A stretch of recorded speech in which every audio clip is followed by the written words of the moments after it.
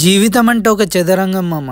ఎప్పుడు ఎట్లా ఉంటుందో సిచ్యువేషన్ మనకు కూడా పైసలు ఉన్నాయని మురవద్దు, పైసలు లేవని చెప్పేసి ఏడవద్దు మామ. కష్టపడే తత్వం ఒక్కటి ఉంటే చాలు. ఇవన్నీ ఎందుకు అంటున్నా అంటే బొమ్మలో కనిపించేది మా ఫ్రెండ్ గాడు రీసెంట్గా దుబాయ్ వచ్చిండు. వచ్చినాక ఏ జాబు దొరకక అరే మామ నాకు ఏదైనా పార్ట్ టైం చూడరా అంటే నాకున్న సర్కిల్లో మాత్రం ఈ జాబ్ చూడగలిగిన. కాకపోతే ఎన్నో రోజులు కాదు మామ, ఓన్లీ ఈవెంట్ ఉన్నప్పుడు మాత్రమే. దానికి కూడా 100 dirhams 80 dirhams ఇస్తారు. అది కూడా సరిపోద్ది ఇప్పుడున్న సిచ్యువేషన్లో. నేను ఎందుకంటున్నా అంటే ఇంటికన్నా నుండి వచ్చేటప్పుడు ఏదన్నా స్కిల్స్ నేర్చుకొని వస్తే ఇలాంటి పరిస్థితి రాకపోవు అని చెప్పేసి నేనైతే మీ అందరికీ చెప్తున్నా. కొంచెం వచ్చేటప్పుడు ఏదన్నా నేర్చుకొని రారు. ఇంటికాడ ఉన్నప్పుడు తిని తిరగడం కాకుండా ఏదైనా పని నేర్చుకుంటే మనకు ఫ్యూచర్లో కూడా ఉపయోగపడుతుంది.